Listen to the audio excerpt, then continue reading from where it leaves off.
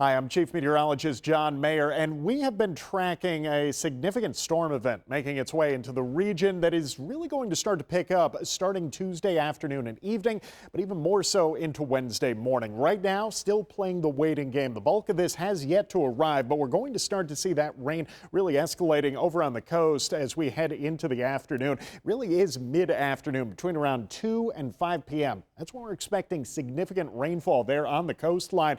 This is going to be consistent as well all through the afternoon and evening hours. The coast going to see those rain totals really adding up as this initial push of this system works its way through the forecast before eventually starting to see some of that heavier rainfall here along the I-5 corridor as well. And I want to break this down day by day, exactly how much rain we're expecting. So let's take you through this afternoon and into the evening hours. We're expecting rain totals to ramp up in a big way on the coastline, potentially getting up to around an inch, even an inch and a half of rainfall throughout much of the coast, while the I-5 corridor still not seeing the brunt of this, only around a quarter to a half inch here a little bit further inland.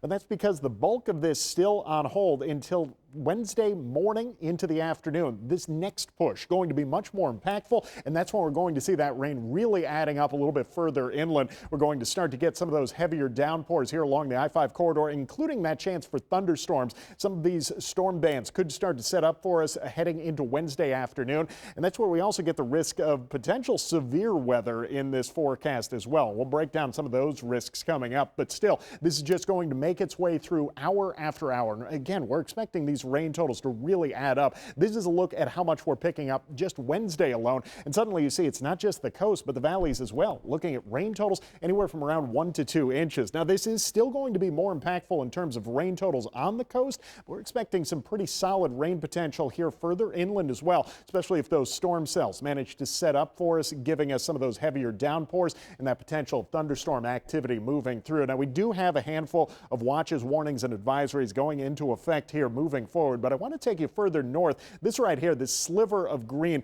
going to be one that we could start to see back down a little bit further south as well, a coastal flood advisory. It's really about the combination of factors here. Not only are we seeing significant rainfall and those gusty winds, but we're also looking at king tide season. It all starts on Wednesday, lasts through the end of the week. Those king tides, higher tides that can turn into some inundation there right along the coastline. And this is going to be something to watch for. I realize right now this is in effect there on the north coast, but a good chance that we see that spreading down further south, especially as this event begins to ramp up. But I also want to talk about winds. Now, that's one thing that we're likely going to see on a very widespread basis. Wind advisory, that's going into effect for us down here in Douglas County all the way from Tuesday afternoon through Wednesday morning. Very good chance that gets extended deeper into Wednesday and Thursday as well. Same story here along the coastline with that high wind warning. Same timing, but again, it's not just tonight into Wednesday morning. This is going to last all day Wednesday and into Thursday. Let's talk about these gusts. How strong are they going to get? Well, this afternoon, as this begins to make its way on shore, we're starting to see some winds upwards of 20 miles per hour.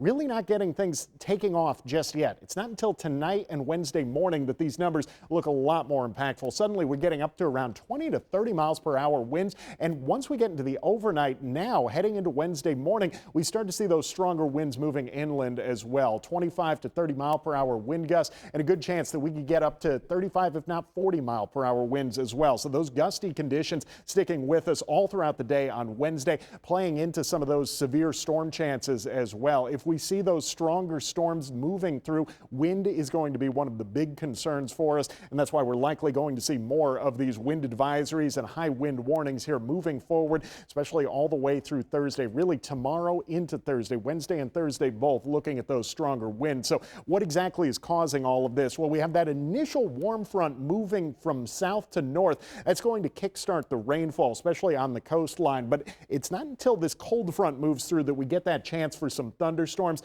and that's why heading into Wednesday morning, Wednesday afternoon, that's when we see that chance for thunderstorms across the area. But this just keeps on coming. Another system moving in from the coast keeps it going. We're likely going to see some pretty good rain chances all the way through the end of the work week before things finally start to calm down. Next high pressure system should help to quiet things down, but in the short term, that is going to be a very busy forecast. Let me give you an idea. Storm totals for the full two-day event here today into tomorrow. Now we're seeing rain totals getting up to around 1 to 2 inches, if not closer to 3 inches on the coast. This is really just 2 days, Tuesday afternoon through Wednesday that we're going to see these rain totals ramping up so quickly. So a lot of things to keep in mind here, but the big takeaway, rain and winds are the biggest risk for us. Today, we're not expecting thunderstorm activity. That warm front really just giving us significant rainfall and some gustier conditions, but not any of those thunderstorms on a widespread basis. Tomorrow, a very different story. Suddenly, not only do we see thunderstorm chances, but this darker green,